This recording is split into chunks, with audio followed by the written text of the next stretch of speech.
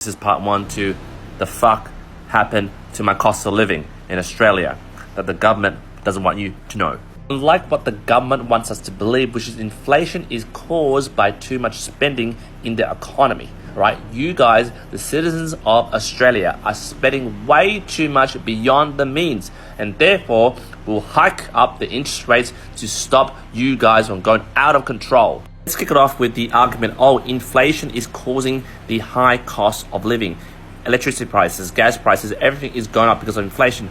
Well, if you look at the stats, which I've compiled, our target here is 2%, right?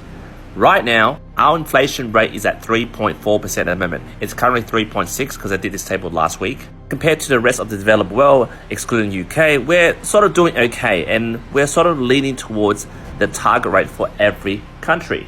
The question is, if our inflation percentage is coming closer to the target, then why the F is our energy prices still going up? Did another table that shows you the average annual energy costs and the key drivers from 2000 to 2024 today.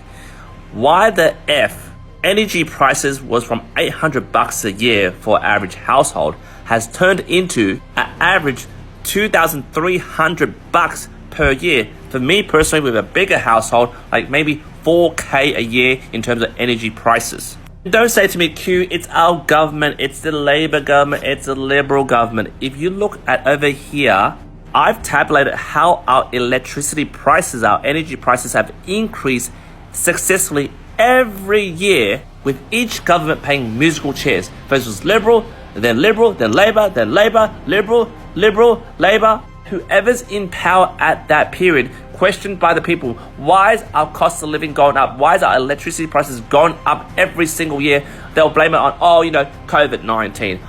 The Russia-Ukraine war.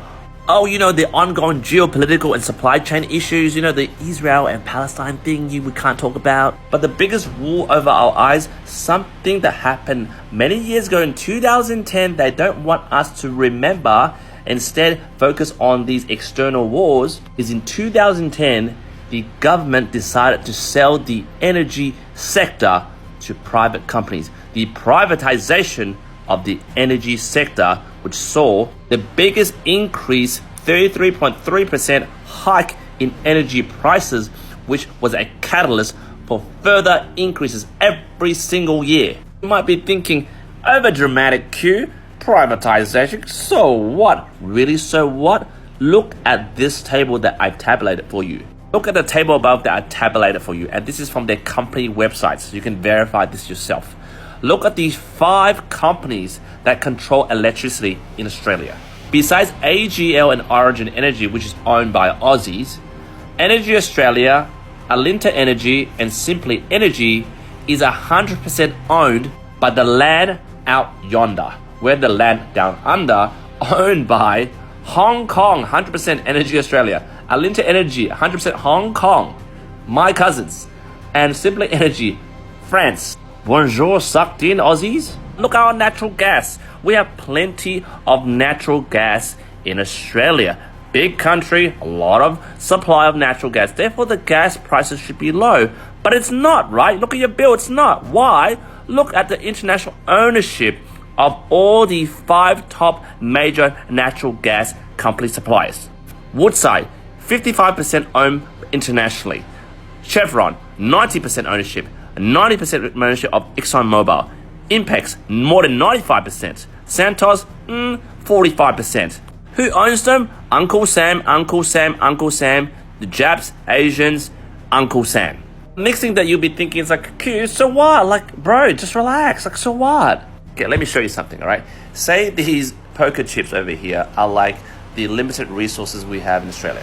Let's just pick electricity, all right? Say we have this much electricity in Australia to be supplied to the locals like us, the bloody hard yakkers, right?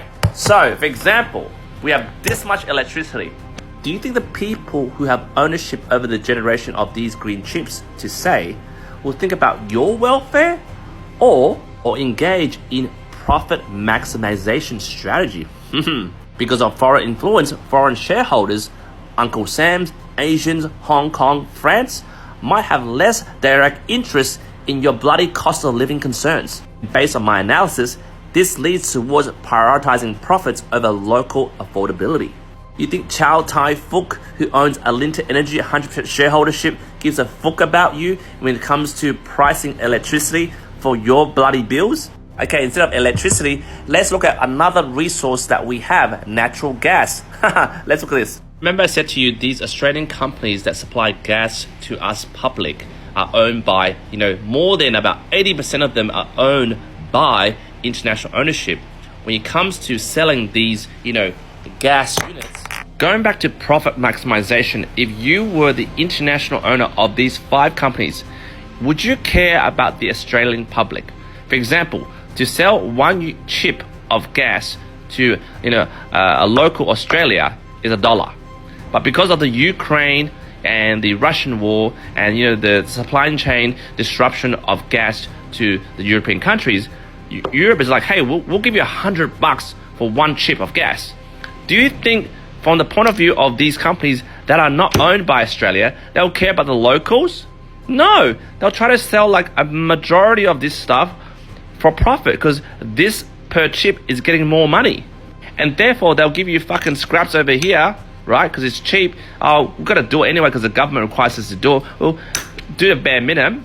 And therefore, with limited supply, fucking a lot of demand from us, man, because it's cold. We need to open the gas heaters. We need to cook our barbecues. We fight for that limited gas.